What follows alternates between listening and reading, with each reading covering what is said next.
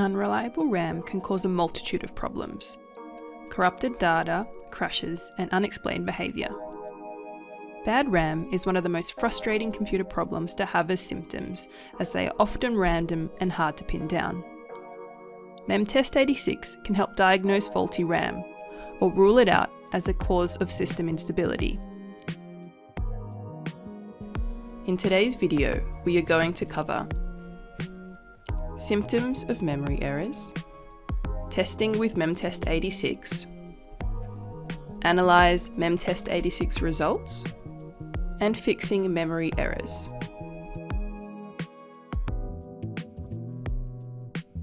For more information on how to download, install, and run MemTest86, please see our previous video linked below. Symptoms of memory errors and common causes. To get started, it is best if we understand how to identify memory error symptoms and how these errors commonly manifest in our system.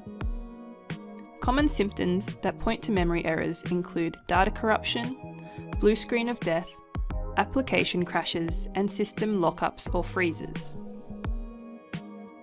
Where memory issues become tricky is that these symptoms also overlap with other types of hardware failure and software bugs, which often mean it can be difficult to narrow down the root cause. Even when memory errors are the cause of instability, the faults may appear to be intermittent or random. Memory manufacturers generally test the sticks before they are sold, so any serious errors are normally detected before sale. But some memory faults will only occur in certain or particular configuration settings, and this type are more common in the field. These include changes in operating temperature, single channel or dual channel mode, timings, clock speed, and voltage settings in BIOS. To further complicate things, some errors could be considered soft errors, where a signal is wrong. While this may cause an error, there is no implication that the system is any less reliable. An example of a soft error is a single event upset from cosmic rays.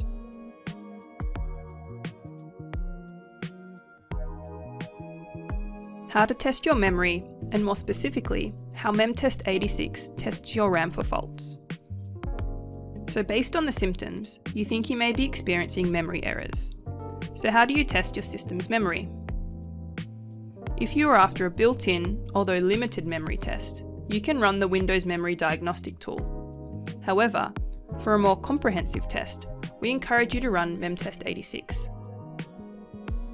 Memory chips consist of a large array of tightly packed memory cells, one for each bit of data, a 1 or 0 in the form of an electrical charge arranged in a grid, each element of the grid having a numerical address. Memory tests work by writing and reading data to and from the RAM and checking that the data read matches the data written. If there is not a match, this indicates a fault of some sort. The most common fault is a small number of memory cells going bad, incorrectly flipping bits between a 1 and a 0. So how does MemTest86 test RAM? Computer motherboards contain some built-in software called BIOS. This is the basic software that runs a machine as it is initially powered on. The current version of BIOS is known as UEFI BIOS. This BIOS maintains a memory map of available free memory and used memory. UEFI provides a function called getMemoryMap to get the list. This map provides a list of available memory ranges that can be tested by MemTest86. Other RAM, generally 1 to 5% of the total, is permanently reserved for use by other hardware and cannot be tested. MemTest86 then executes a series of tests to check for errors in the available memory ranges. These test sections consist of a combination of test algorithm, data pattern, and cache setting. The execution order for these tests were arranged so that the errors will be detected as rapidly as possible. MemTest86 does this without an operating system installed, to maximise the amount of RAM that is available. It does this by booting directly from your system's BIOS. Where the BIOS supports it, all CPU cores are used simultaneously to test memory ranges to speed up testing. Test time. 4 passes are done by MemTest86 by default. Pass 1 was designed to be quicker than subsequent passes.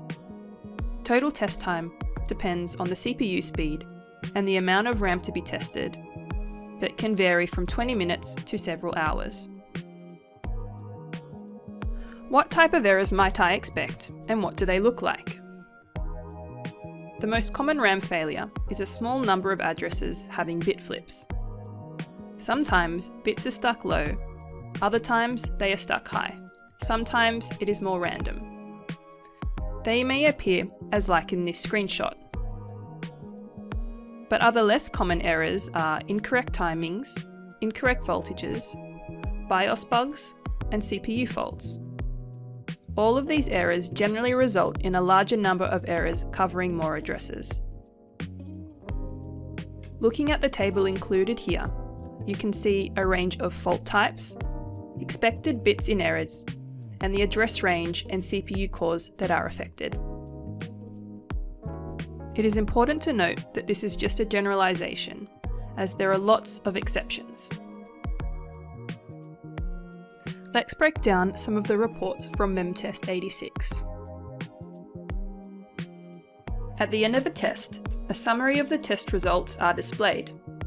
The following fields cover the lowest addressed where an error has been reported, the highest addressed where an error has been reported, a mask of all bits that have been in error in hexadecimal, total bits in error for all error instances and the min, max and average bit in error for each individual occurrence, the maximum of contiguous addresses with errors, list of CPU cores that detected memory errors, the number of errors that have been corrected, uncorrected by ECC hardware. At the end of testing, you will receive an error report in HTML format. This will cover the following fields: the address where the error was detected, the expected value, the actual value, the bits in error and the CPU in use. A sample of a common error report can be seen here. This highlights that the errors happened on test 8, random number sequence, the CPU in use, the address where the error was detected, and the expected and actual result. You might be wondering why addresses and data values are displayed in hexadecimal and not decimal. Hexadecimal numerals are widely used by computer system designers and programmers because they provide a human-friendly representation of binary coded values. Each hexadecimal digit represents exactly 4 bits, half a byte. This makes patterns in bit flips easier to spot. Many of these minor faults can be fixed or at least hidden by using ECC RAM. Most consumer systems don't support this type of RAM. For the most part, this has been done to improve profitability at the expense of reliability. On this point, we agreed with Linus Torvalds, the creator of Linux, when he described the policy as misguided and backwards. It is important to note the special case of errors in test 13. Some errors might be acceptable in test 13, the row hammer test. The hammer test is designed to detect RAM modules that are susceptible to disturbance errors caused by charge leakage. In simple terms, susceptible RAM modules can be subjected to disturbance errors when repeatedly accessing addresses in the same memory bank, but different rows in short periods of time. Errors occur when the repeated access causes charge loss in a memory cell, before the cell contents can be refreshed at the next DRAM refresh interval. After testing, the user may see a warning indicating that the RAM may be vulnerable to high-frequency row hammer bit flips. This warning appears when errors are detected during the first pass, but no errors are detected during the second pass. The errors detected in test 13, although only exposed in extreme memory access cases, are most certainly real errors. During typical home PC usage, for example, web browsing and word processing, it is less likely that the memory usage pattern will fall into the extreme case that will make it vulnerable to disturbance errors. So depending on your usage, no action may be required. So MemTest86 reported an error. What should you do? Firstly, it is best to try and determine which RAM module is failing. Once a memory error has been detected, determining the failing module is not a clear-cut procedure. Different CPUs map memory addresses to physical memory sticks in different ways. Features like dual-channel RAM with interleaving, channel hashing, and NUMA make the mapping of addresses to modules, banks and rows very difficult.